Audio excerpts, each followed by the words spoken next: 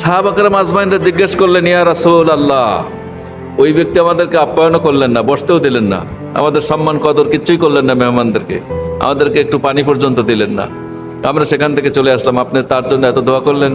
তখন রাসূল পাক সাল্লাল্লাহু আলাইহি ওয়াসাল্লাম বলছেন যে আমি দেখতেছি যে ওই লোকটা যে কাজকর্ম করছে তাতে সে হবে জাহান্নামী। কি হবে? জাহান্নামী।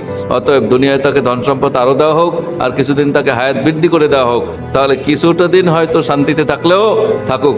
আল্লাহর নবী কারো অমঙ্গল চাইতে পারেন না, পারেন? অমঙ্গল চাইতে পারেন না। বললেন, ইয়া রাসূলুল্লাহ, ওই মহিলার একটা ছাগি মাত্র আছে, আর কিছু নাই, তার জন্য যে দোয়া করলেন যে আল্লাহ তাকে তুলে নাও, তার বকরিটাও নিয়ে নাও। তখন রাসূল পাক সাল্লাল্লাহু আলাইহি সাল্লাম বললেন, আমি দেখতে পাচ্ছি যে এই মহিলা হলো জান্নাতি, সুবহানাল্লাহ, আর এই দুনিয়ায় যতদিন থাকবে ততদিন দুনিয়ায় বসে তিনি কষ্টই পাবেন। এজন্য আমি রাসূল কষ্ট দেখতে চাই না, সে যাওয়ার সাথে সাথে আল্লাহ রাব্বুল আলামিন তাকে জান্নাতে নিয়ে যাবেন। সুবহানাল্লাহ।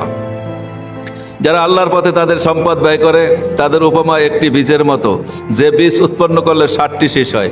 একটা বীজ লাগাইলে কয়টা হয়? কথা বলবেন, যারা একটু নাইলে বুঝি যে মনে করে যে বোঝেন না। আর মাত্র 10 মিনিট 15 মিনিট আলোচনা করি, এর মধ্যে অমনোযোগী থাকবেন, তাহলে ওপাশে যাই কি করবেন? ওই ধনী লোকটার মতো অবস্থা কেমন হবে? ওই ধনী লোকটির মতো অ্যাটেনশন আমার দিকে ঘোরান। দু একটা কথাও যদি আমল করে কিয়ামতের ময়দানে নাজাত পেয়ে যান, সমস্যা কোথায়? একটু চোখ কান খোলা রাখেন। আল্লাহ তাআলার পথে যাদের সম্পদ ব্যয় করে তাদের উপমা একটি বীজের মতো, একটি আটির মতো, যে বীজ উৎপন্ন করলে পরে 60টি শীষ হয়। একটা বিচি লাগালে কয়টা শীষ হয়? স্বয়ং আল্লাহ বলেছেন। কে বলেছেন? স্বয়ং আল্লাহ বলেছেন। প্রতিটি শীষে রয়েছে 100 দানা। প্রতিটি শীষে কত দানা? 100 দানা। 7 গুণ 100 কত হয়? 700। তবে আল্লাহ যার জন্য ইচ্ছা করেন বর্ধিত করে দেন। বস্তুত আল্লাহ হচ্ছেন অতি দানশীল এবং সর্বজ্ঞ। অতএব 700 তো আল্লাহ দেন, এরপর আল্লাহ ইচ্ছা করলে আরও দিতে পারেন। সুবহানাল্লাহ। একটা গাছে কি পরিমাণে ফল হবে, কারোটায় অনেক হয়, কারোটা কম বেশি হয়, হয় কি হয় না? এটা কার কথা? আল্লাহ রাব্বুল আলামিন দিলে দিতে পারেন। সূরা বাকারার 261 নম্বর আয়াত। তো আনাস রাদিয়াল্লাহু তাআলা আনহু রাসূল পাক সাল্লাল্লাহু আলাইহি সাল্লামের খাদেম ছিলেন, তার খেদমত করতেন রাসূল পাক সাল্লাল্লাহু আলাইহি সাল্লামের। তো রাসূল পাক সাল্লাল্লাহু আলাইহি সাল্লামের খেদমত করার পর 8 বছর খেদমত করেছেন। 8 বছর বয়স ছিল আনাস রাদিয়াল্লাহু তাআলা আনহুর, আর খেদমত করেছেন 10 বছর। তো তিনি বলেছেন যাবার সময়, হে আল্লাহর রাসূল, আমার জন্য একটু দোয়া করুন। আর রাসূল পাক সাল্লাল্লাহু আলাইহি সাল্লাম আনাসকে খান রুমাল দান করেছিলেন।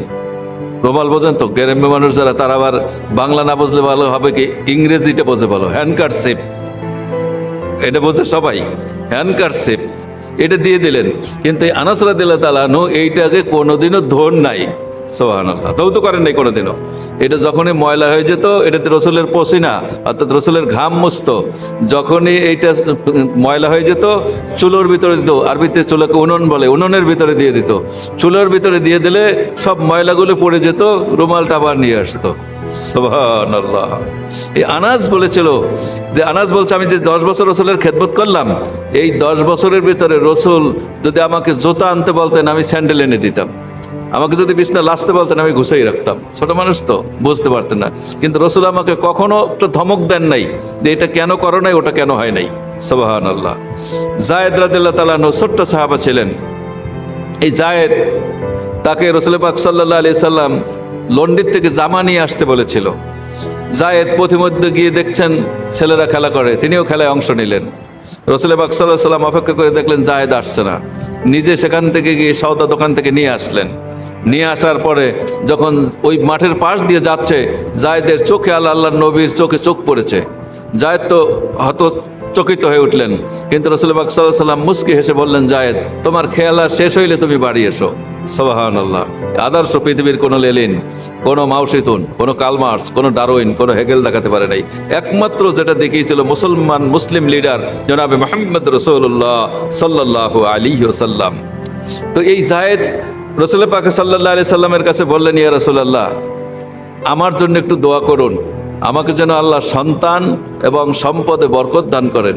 এই যায়েতের সন্তান হয়েছিল 100। কত? 100। যায়েতের গাছে ফল হতো প্রতি বছর 2 বার করে।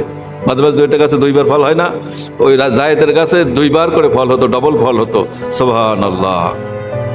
তো